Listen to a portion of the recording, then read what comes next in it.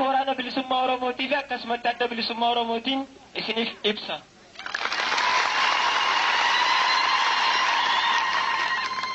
Sababa guyyaa eebbisaa keenya kanaa godhachuudhaan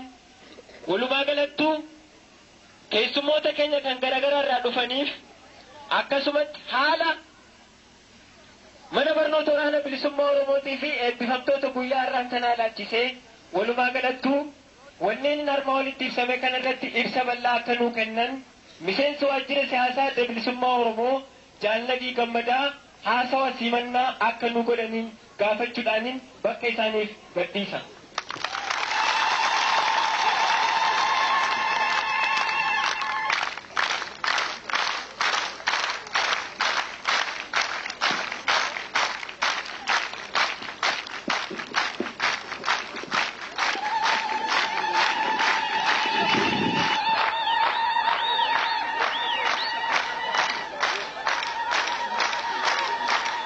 Oromoo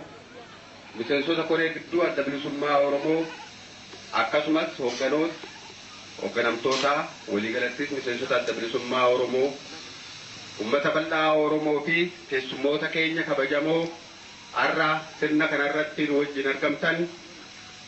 durseegaa sirna eebbisaa qaadhimamtoota miseensota adda bilisummaa Oromoo fi dabballoota adda bilisummaa Oromoo irratti yaamicha keenya kabajanii fi sirna keenya irratti argamuuf egaa qooda fudhatuu keessaniin gammachuun itti dhaga'ameen isin ibsuu barbaada.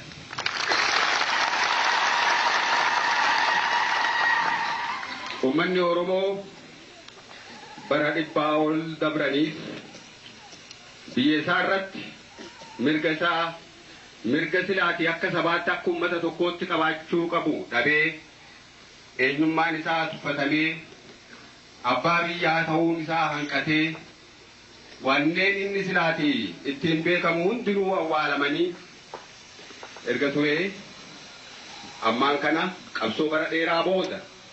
sadarkaa kanarra gahee har'a kallacha isaa adda bilisummaa Oromootiin durfamuudhaan humna qabsoo uummata Oromoo ijaarameen humna mirga Oromoo kabachiisuudhaaf qophaa'een kabajaan biyya isaa irratti qabaachuu qabu deeffachuudhaaf yoo mirgallee qophaa'ee yeroo itti argamu.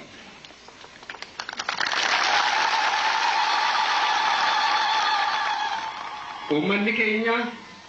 barreen cunqursaa alagaa jala ture kana keessatti mirga isaan malu argachuudhaaf fi deeffachuudhaaf yeroo qabsoo ittiin godhin yeroo inni itti bugee fi dagate hin turre. Haa ta'uti sababaalee garaagaraa kan uumamaa turanii hanga ammaa biyya baasaa irratti sadarkaa lammaffaatti lakkaawamee jiraachuun isaa eenyullee haaluu kan hin dandeenye. Haala kana ifirraa jijjiiruu fi biyya baasaa irratti abbaa biyyummaa isaa mirkaneessuudhaaf wanneen isa barbaachisan guuttachuuf tattaaffii godhu keessatti barreen 17 darban keessatti humna isaa kan dursuu fi kan isaan qajeelchu kallacha isaa kan ta'e adda bilisummaa Oromoo ijaarrachuun sadarkaa duraatti injifannoodhaan mirga isaa gonfachuudhaaf haallan murteessoo ta'an keessaa tokko guuttachuu danda'e jechuudha.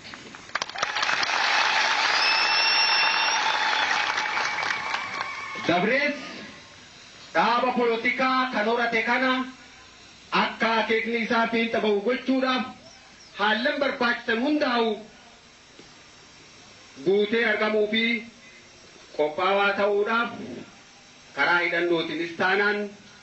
humni keenya jechuun addi bilisummaa Oromoo kan kallacha ta'ee nu dursu humna waraana bilisummaa Oromoodhaa ijaaree yeroo haalli gaafatetti qabsoo hidhannoodhaa qusannoo malee haallan hangam jajjabaatan yoo uumamanis danda'achuudhaan tarkaanfiilee hin tuffatamne fudhachuun uummanni Oromoo yeroo duraatiif erga gabrummaa jalatti kufe booda har'a ifaa sadarkaa tokkootis ta'u akka arguu fi mirga abdachiisaa akka gonfatu gochuun danda'amee jira jechuudha.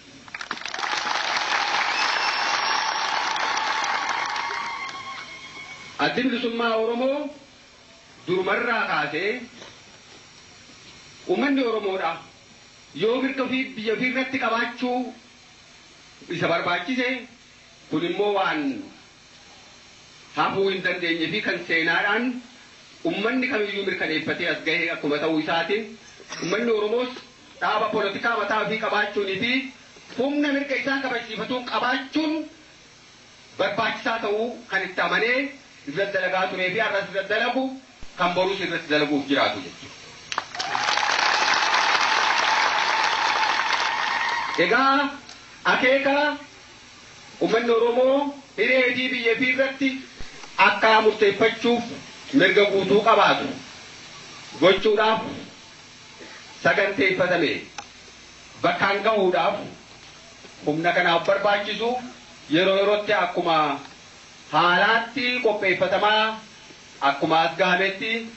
har'a akkuma isinuu uummanni keenyaa fi kabajamtoonni keessummoota keenyaa argitanitti humni waraanaa bilisummaa Oromoo cimsuudhaan nagayummaa keessatti mirgi uummata keenyaa kabajaa akka qabaatu gochuudhaaf haalli immoo boora'u yookaan barbaachisaa yeroo ta'utti mirga uummata Oromoo kabajsiisuudhaaf irree uummata Oromoo cimsuuf humna uummata bal'aa keenya keessaa qabsoo isaatiif adda bilisummaa Oromoo jalatti hiriire ijaaruudhaan leenjisuudhaan karaa poolitikaa fi qalamaatiinis barsiisuudhaan qopheessee asiin gahee jira jechuudha. Yeroo leenjisaa kan dabre kana keessatti humni keenya kun osoo rakkinoota garagaraa kan qilleensaa kan jireenyaa osooniif isa hin eeggatinii fi itti rakkatin qabsoo keenya kan qalamaa kan keessattuu kan afaan Oromoo barreessuudhaan barachuudhaan akkasumas immoo barnoota karaa poolitikaa yookaan karaa siyaasaa jala bu'ee fudhachuudhaan haala boonsisaa fi haala gammachiisaadhaan barnoota isaa xumuratee jira jechuudha. Karaa kaaniin uummanni bal'aan keenya kan kanuu jiruu fi kan fagoo jiru sagantaa naannawa kanatti jalqabame kana akkuma karaalee biraatti deeggarsa irraa eegamu hundaa'u gochaa turee fi humni qabsoos akkasuma immoo wanneen qabsoo kanaaf barbaachisu guutuunis uummata keenyarraa kan eegamu ta'uu isaa beekuudhaan waan eegamaa ture olitti dhugumatti haala boonsisuu fi jajjabeessaa fi mirqaansaa ta'een gargaarsa guddaa laachuudhaan sagantaan kun rakkinni tokko osoo mudatin akka fiinxa ba'u qooda nuu kennee jira jechuudha.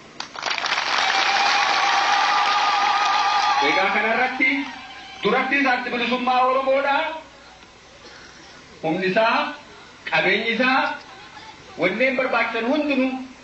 kan uummata Oromoo kan biyya Oromoo irraa argamu jechuudhaan kan amanuu fi kan irratti hundaa'uudhaan kan dalagu akkuma ta'uu isaatiin har'a immoo haala manni keenya agarsiise kana hedduu kan itti gammannee fi abdiin uummata keenya irratti qabnu yoomirrallee daran akka cimu kan nu godhee jechuudha. Eenyullee maqaa ofii biyya ofii irratti dhabuun hafnaan gaafatamuu hin jaalatu. Eenyullee seenaa ofii dhabuu hin fedhu. Eenyus aadaa isaa dhabuu hin jaalatu. Sabni kamuu yookaan mataan nama tokkootu kan afaan ifiitiin dubbachuu dhoorgamu yookaan afaan isaa jalaa gadi qabamuu fi akka hojiirra oolle taasifamu kan fedhuutti fakkaatu. Uummanni Oromoos taanaan biyya isaa Oromiyaa irratti kanaan dura akkuma waliin quba qabnu wanneen yookaan mirgoota uummanni tokko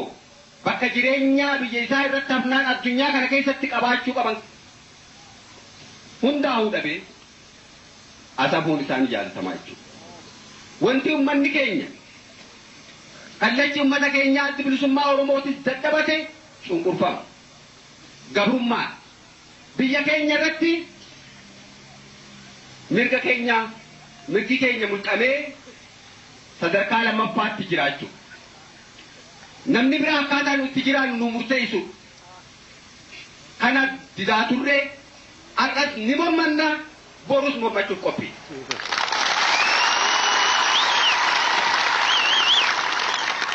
Gurraachi, adiin, diimaan yookaan immoo magariisni yoo jiraates kan samiirraa bu'ee dhufullee osoo kan argamu ta'ee eenyu jalatti biyya keenya irratti kadha seera kanaan bulii heera kanaan bulii akka dabbuun hin jedhu akka jiraachuu hin feenu jechuudha.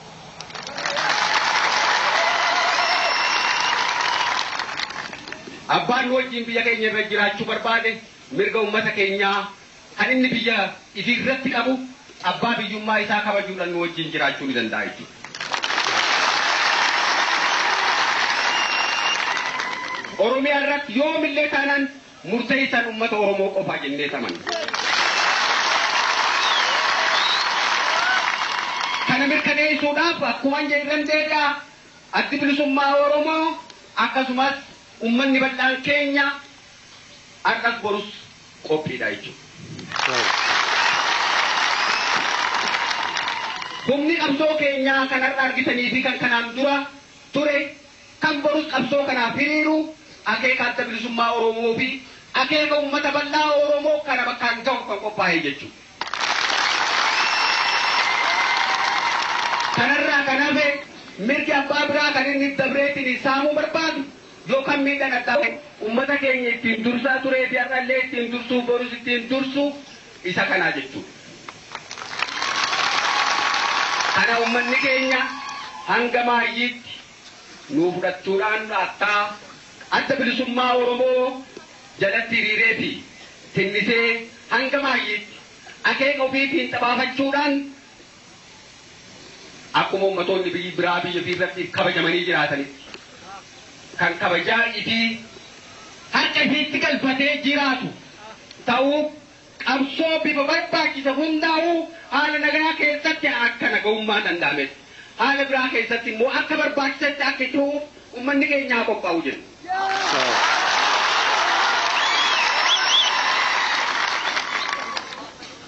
Egaa leenjifamtoonni keenya kanarraa hamilee mirga ummata Oromoo bilisummaa Oromoo guutuu argamsiisuuf kabajsiisuutiin kan qophaa'an kan mirga ummata biraa kabajan kanneen naamusaan ciman kan ummata keenya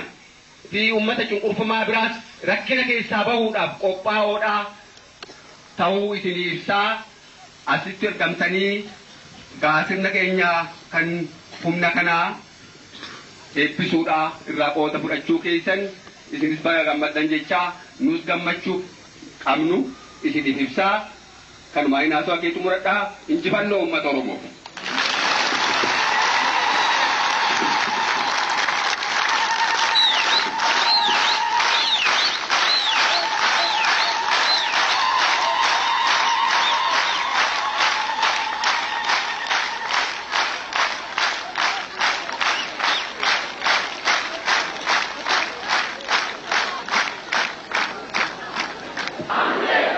injifannoon kan uummata Oromoo